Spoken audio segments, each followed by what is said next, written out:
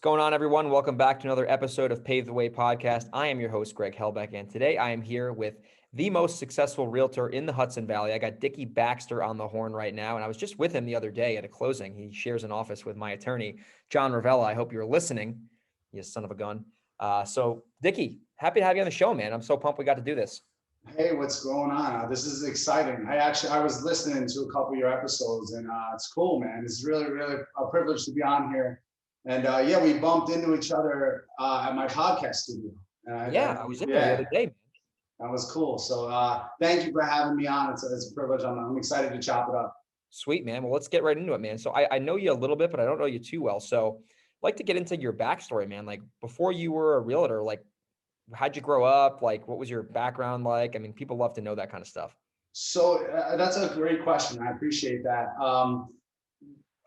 My background is business. I've only been on this side of real estate for about 7 years. And I've always owned my own businesses though, since I was 19 years old, and just really worked for myself. I'm a hustler. I don't need somebody to tell me what time to get up or what time to go to bed. And I definitely don't need to punch a clock.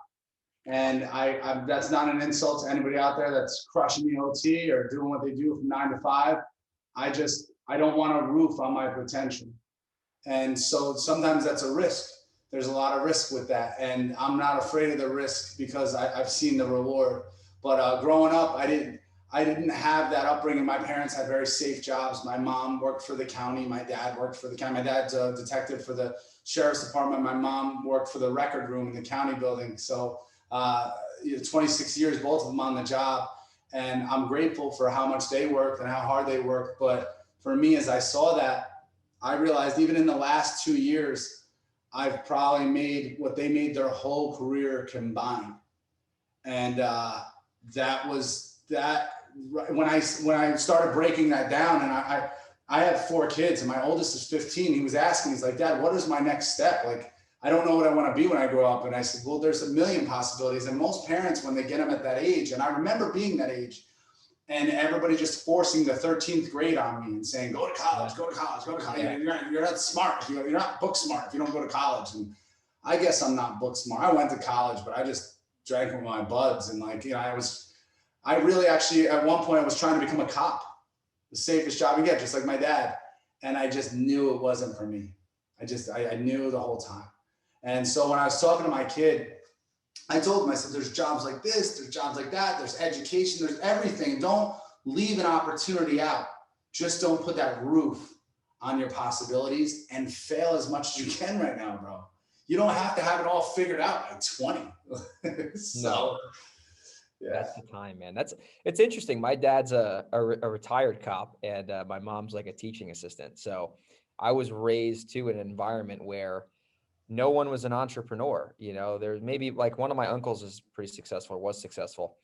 He's deceased, but like, you know, like just, I was not aware of that type of stuff. And kind of like you, I had to figure it out on my own. And it's funny, you're saying some things. I'm like, man, that was going through my head too. Like I never wanted anyone telling me what to do. And I would demonstrate that in school, and I demonstrate that in like sports. You know, I was a little bit of a combative person.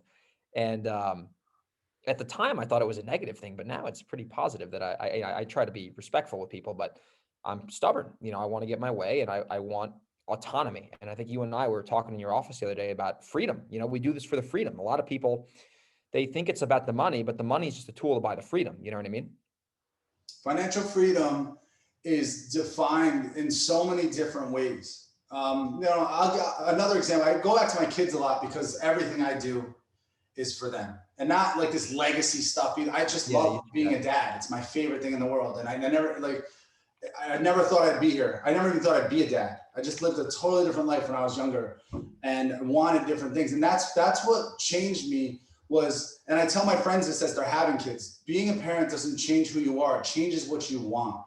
And financial freedom does the same thing. The more you grow as an entrepreneur and the more your portfolio grows and the possibilities become endless, because people get into it and they're landlords, or people get into it and they're flippers, or people get into it and they're contractors, they're whatever their first hustle is.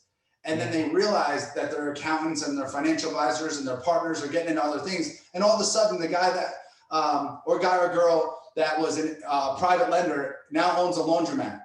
You know, and then owns a car wash, and then his partner's on a Mexican restaurant. You know, like it's all these things that they never thought they'd be in. You know, I'm starting a coaching and consulting company. You got to see our podcast studio. I'm a landlord. I'm a business owner a couple times over right now. There's so many things that we dabble in, and we never thought we'd see those sides of it. And I think just you can't be stagnated by the opportunities that you don't think can arise. You shouldn't limit yourself to those. You know? That's so true. And it's almost like you don't know what you'll be doing until you get started. You know, I think, and that's such a good point, because I see so many people, they're so fixated and they're so like, oh, I just need to be a wholesaler. That was my like freaking demise in the beginning. I was like, I am a wholesaler. And I had all these opportunities where like, if I were to just buy that damn house and if I had a half a brain, I would have made like $100,000 on the freaking property, but I assigned it for 15 to 20 grand, which was good at the time. But like, I put myself in this box, you know? You have to be the best you. Yes. You know, and the best form of you. And that's where that financial freedom comes in. Because like for me now, I've worked my whole life. I'm trying to buy back that time. And I'm 42. I'm not 1,000 years old. Like I don't consider myself on the back nine yet, but like, you know, I've been working since I was 12. And like a consistent schedule, not like I mowed my dad's lawn and that was it. I've been working. I've been in the workforce since I was 12 years old. That's 30 years.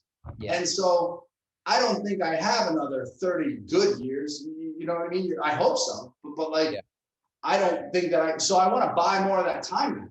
Not that I'm not grateful for all the clients I have and all the hustles that I'm in, but I have to the money that I've made to be more passive or be even sometimes more aggressive on the long-term end so that I can keep scooping and maybe someday not be holding the spoon. Absolutely. That's so true, man. So let's transition right into our second part of the show here. I mean, the thing that, you know, I'm not too familiar with brokerage. I have some pretty successful broker friends, including you, but, you know, I've always been from the investor side of the table. So I think I want to spend some time for sure that, you know, on really what it takes to be a successful agent, because, you know the stat, a lot of people get their license and they don't make any damn money. Barrier to entry is super low. You can get your real estate license in like 3-4 weeks. So I want to get into like, man, what does it take to make a ton of money as a broker? Because a lot of investors, and I just want, before we get into that, like when I got started, a lot of investors gave the agent this bad, oh, you don't want to be an agent. Oh, you don't want to deal with agents, like this stigma. And I'm like, I never understood why they were talking that way.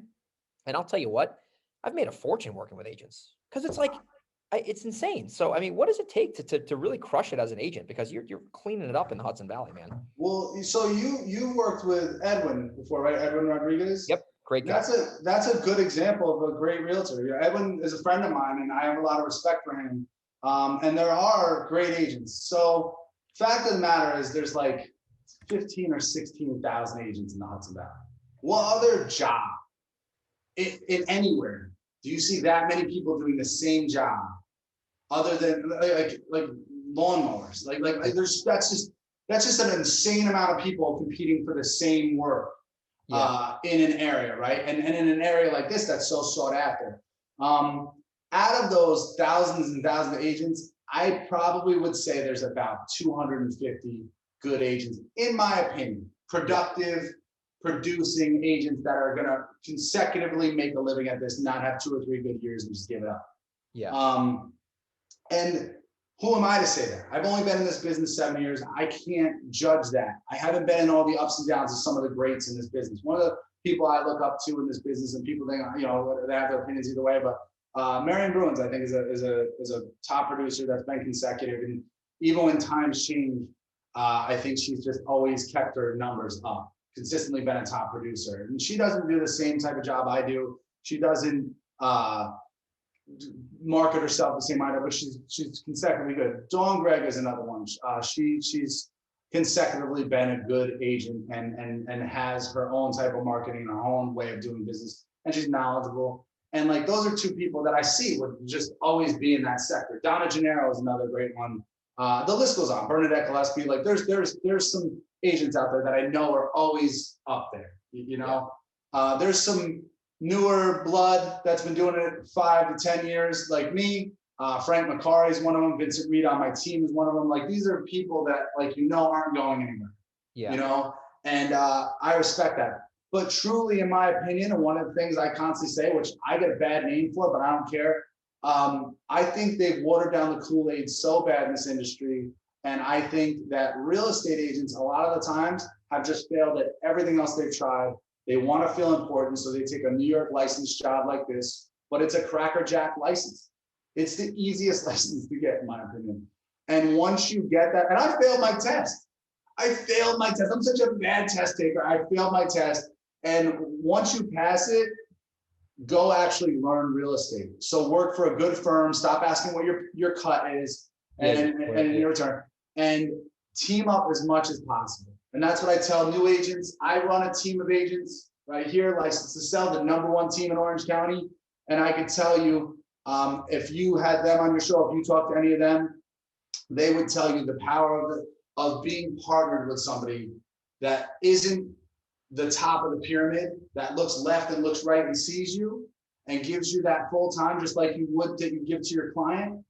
That's the value. I don't mentor and I don't bring on agents to my team because I'm lazy, and I don't think our brokerage, Keller Williams First New York, encourages that because we're lazy or because we want to create this pyramid scheme. We do it and we design it to be able to work with the best. I'm grateful to be one of the top agents in New York. I'm grateful to have this area consistently, being in the #1 spot. I'm proud to be part of Licensed to Sell, and I'm absolutely over the moon about being with Keller Williams First New York. This is the #1 brokerage in our area too now with our numbers.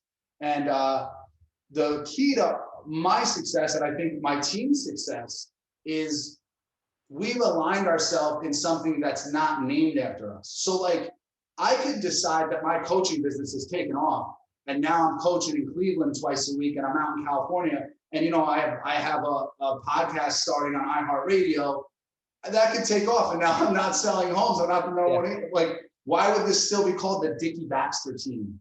That's not only selfish, but it's super narcissistic, and it does nothing for your clients who we're supposed to work for. You as an investor, Sally the homeowner, or Bobby the buyer that wants us to work for them. Who cares what my name is? But License to Sell is the motto. And then if Vinny ends up being a team leader at the time while I'm off on hiatus doing what I'm supposed to be doing and just covering market wherever it may be, nobody works for Dickie Baxter. And I'm not a puppeteer, and they're not puppets. And the real explanation why I tell you that is because that's what we owe to our clients. That's where the success is going to be. And then lastly, I think realtors don't appreciate, and what can make you an unsuccessful realtor, I guess, is you have to realize that we benefit off of building infrastructure. So everybody that moves into this neighborhood where I live or where I work or anything, I got to check for them. If I'm not willing to write another check out for backpack giveaways or children's cancer research or Make-A-Wish, I don't believe in what I'm selling. I don't believe in what I'm creating. I'm a huge, this Saturday is opening day of Little League, and we can't have our open house because every single one of my team is at a Little League that we all sponsored this weekend. And with COVID, we're sponsoring without a parade. We're just going out and making sure everybody has everything, watching our kids play and everything. But that's a big give back. And Little Leagues are hurting right now. They lost all their sponsors from last year. We still sponsored last year, even though there wasn't a league. I still wrote the check, said, hey, we're still in, because it's that important. Yeah. I think I think all that builds that trust with the community that you can be a top producer and that you're going to be here. You're invested to be here for a while. Not give me your most expensive transaction that you're going to do as an investor, as a buyer or seller, and roll the dice with me, even though I have 2 other jobs and I'm not teamed up with somebody else to cover your needs, or I'm not really sure if this is for me or not. That's really greedy. Yeah, that's so true, man. And that's such a good point you made. I hope the listeners re-listen to this a few times, because that's the separator between the people who are there for the long haul versus it's the transactional mindset versus the long-term mindset. And I see a lot of people, they get caught up in that transactional mindset where it's like, I'll do this for you if you do that for me. And that doesn't work, man. That's just, people don't want to work with people who are like that, I get people all the time. Hey, I want to hire you, but Johnny Mnemonic there from ABC Realty said he'll do it for this percent. Yeah. I was never your realtor. Yeah, right. I was never, nobody markets better than me. Nobody, if you want to hire second place, go hire. I just did an ad today. If you want to hire second place, go hire second place. Make sure they have the best phone though, because that's what they're going to take your pictures with. You know what I mean? I'm going to hire my photographer. I'm not trying to be the photographer and the realtor and your stager and all those things. I hire people for that. That's on me. That's on my marketing. Make sure their assistant is 7 days a week, because now you have two forms of content. Make sure all those things. And most people will not break it down for that because all they're worried about is their own check. I promise you, I get tons and tons and tons of those checks. I love them. And I promise at the end of a transaction, every time, the first thing I tell them is, you are going to pay me a lot of money to do this transaction. I respect that and I'm grateful for that. If I get it to the finish line, here's all the things we have to do first, and here's how much it's going to cost. And if you want to get this number, you have to trust that the person that's done it more than everyone else out there is giving you the real numbers. And this is from experience.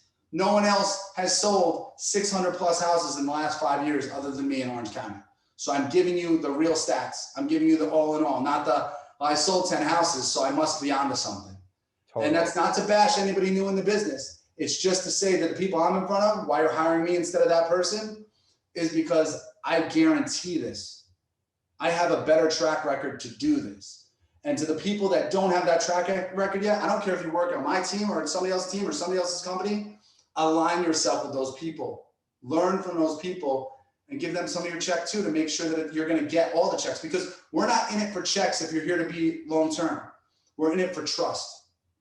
We're in it for trust. You're an investor. You don't work with people that you can't trust with now your longevity.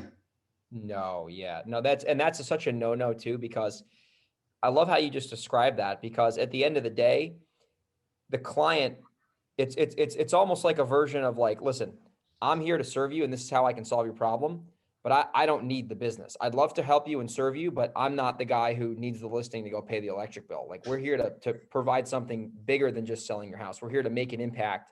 And people can really, clients, obviously, they can see that with you and your team. They see that it's more than just selling your house. It's more than that. And they get that white glove service. And at the end of the day, if you provide value and provide a great service, of course, the compensation will be inevitable. But I think the point I love that you made is, at the end of the day, you have to have that mindset going into it. And you got to have that service first mentality. And that's where real success comes from. I remember listening to one of my favorite audiobooks, Lead the Field by Earl Nightingale. And he talks about serve the customer better than everyone else can serve the customer. And this is from the 1920s. It's 2021 right now. Shit's 100 years old, and it's a principle. It's never going to go away. It's evergreen. Yeah, no doubt. And but also, I don't fall victim to all the stuff. I've learned from old school and I've learned from new school. I don't put down technology. I don't let myself be antiquated, but there's a value in people that have been doing this for 50 years. Recently, just in the last couple of weeks, a gentleman had passed. And he was a paver, and he has a family of pavers, blacktoppers, and his name was Leroy. And he was, to me, one of the smarter business people in our area. And he would always be in Stewart's. Whenever I go in there, he'd be in Stewart's having a coffee with other old guys, just chopping it up. And I would eat it up. It didn't, and my wife would always go, "Oh, what'd you bump into Leroy?" Because it would take me an extra, I live right next door to the Stewart's. It would take me an extra 20 minutes to get home. And I'd tell her I was stopping to get milk, because we talk about what was going on. I mean, this guy knew real estate, he knew business, he knew cars, like he knew stuff. And I love that. Because the thing I told you about learning, falling forward and making as many mistakes as possible. Somebody that's 30 and 40 years older than you, that's did what you did already, they already got patent. Ask about their mistakes. Learn from their mistakes too. Doesn't mean you can't still make them and make them even better. But take everything in. And it was cool because this guy was a gruff dude. He wasn't like a go out of his way to help people. But we had this mutual respect, and I loved it because I don't feel like he gave that to everybody, but I also don't feel like everybody gave him the chance to give it. His family did. His family's a tight family in the area, but it was neat to have that, and I've started to gain that perspective from a lot of different people. One of the things I do is I like to eat at the counter wherever I go, because it's a double-edged sword. So first off, that person for the rest of the day is going to meet 40 to 50 other people. And if one of them is looking for a home, I got love it. But that person also meets 50 people before me and 50 people after me every single day. You know how many stories, you know how much experience is sitting there? And I just love hearing it. I love chopping it up, and I love meeting the people. And in any business I've ever been in, I found that to be a very successful tool for becoming better in business and just becoming a better parent, a better community member. I've just caught so much from doing that. You know, when the guy that owns the gas station or the place that you get your coffee, you go in there and they ask how your day is going or how's it going, I really have the conversation. I stop and have a 5-minute, if there's no line, I have a 5-minute conversation with them as much as possible. I love that. And bro, I've gotten 6 listings in the last 2 months because of it as collateral damage. I was not there for a listing, just really was interested that my one guy, his second kid made it into med school and he runs a mobile, you know what I mean? So that's his dream like that. And it's just so neat to even know that. And now there's that trust that we talked about. You don't just start telling people about your kids unless you're proud, unless you're, you know what I mean? So it's awesome. It's a good feeling. I love it. And it's being genuinely interested in them, which is true. And then that could lead to business. It could not lead to business, but either way, you're building the bond, you're building the trust, you're building that relationship. And once again, you're playing the long game. You know, that's got to be the theme of the show here, is really playing the long game for success. So this is absolutely golden advice. I really hope everyone rewinds and listens to this thing more than once, because there's a lot of nuggets on here. So I guess as we transition almost out of the real estate section and into the final parts of the show here, it's 2021 as of this recording right now. The market is on fire. Hudson Valley is just ridiculous right now. I can't believe it, honestly. I've been doing this for 5 years, so a little less than you. What do you see going on right now in the Hudson Valley? Because we have a lot of listeners who are local. So what do you see going on in Orange County specifically? Because that's where you and I are based out of. Because, I mean, I'm picking up properties and we're rehabbing and selling, and they're selling for way more than I originally thought. And I'm just thinking to myself, well, what's going on here? Is this real? Is this to stay? Or do you think this is kind of a bubbly thing going on? So what are your thoughts? Because you see way more transactions than I do. I appreciate that question. So I do about 100 plus sales a year and about 40 to 50 rentals. And I'm a landlord myself. I said I'm in a couple different businesses. My wife is in local politics. She's a trustee of Walden. She's currently running for a county legislator. And hopefully, Patricia Marr, if you're listening, you know you got my vote. But I ask myself that every day before I run my team of what's going on, what is it? I'm doing your podcast today. I sit on a panel of experts. I do a few podcasts across the country as a guest to talk about these different motions and actually to learn a lot about the West Coast and about what's going, because you watch the patterns and you have to know what's going on over there to know what's going to hit here as well. And I don't get the feeling that we're in a bubble.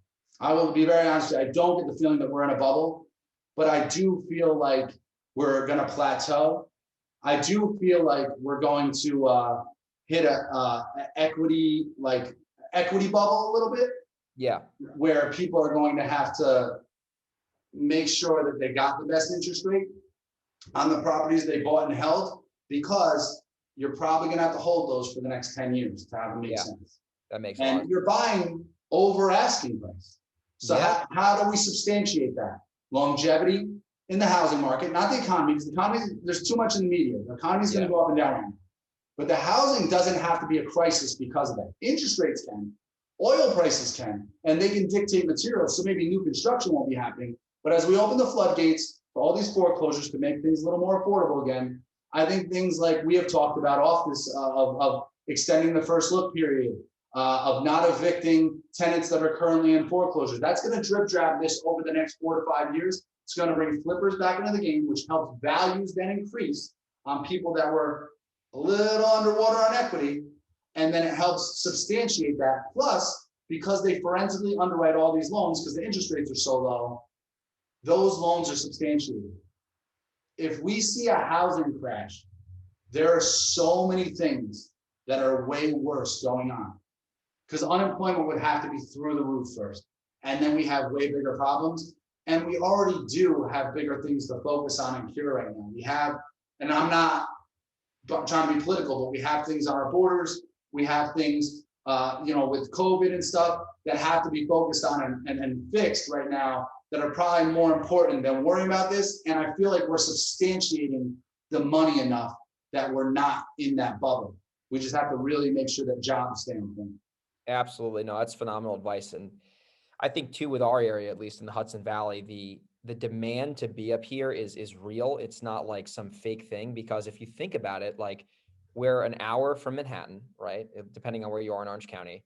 And that's the perfect spot to where if you work in the city and maybe you don't work there 5 days a week anymore, maybe you go in twice a week, it makes that much more sense to get involved up here because it's that perfect location. You got the scenery, you got the mountains and everything. So it's a beautiful area. I really love it here. It's amazing.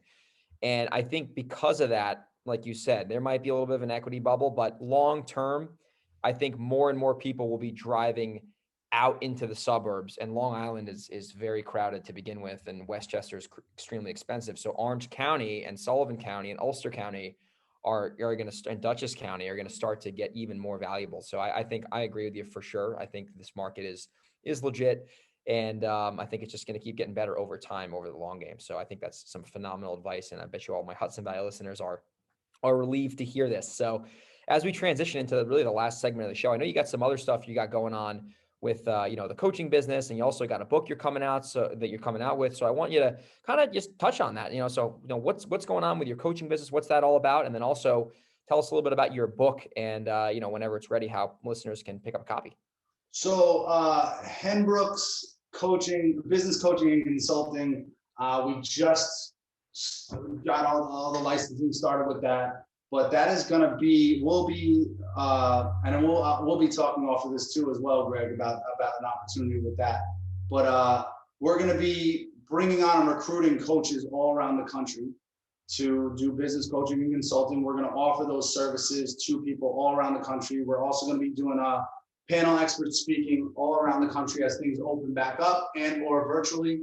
My new office, Keller Williams, First New York License to Sell office, shall be opening in May, and we'll have a Zoom room that we're going to be able to host from as well. And you'll be able to just be sitting, thanks to Seamless Tech, you'll be able to just be standing in a room. Cameras will follow you. You'll be able to talk to panels all over the country via Zoom or StreamYard. So that's something to look forward to as well. We'll be doing the How to Be Flipping Successful seminars from there as well. And that's something for only $30 that you can learn to be a flipper or learn to be a realtor that can represent flippers. And it's a great value there. And then I do have the book coming out too, Born to Sell. And that's funny because that's my license plate on my car as well. But Born to Sell will be hitting, we're told September, we should have everything back and ready to go. I will have more information on that on my social media. You can find me at Dickie Baxter on Facebook or the NY Tattooed Realtor, hashtag NY Tattooed Realtor on Instagram or Facebook as well. And you can find us as License to Sell on all forms of social media and licensed2sellny.com on TikTok and also on the interwebs. I love it, man.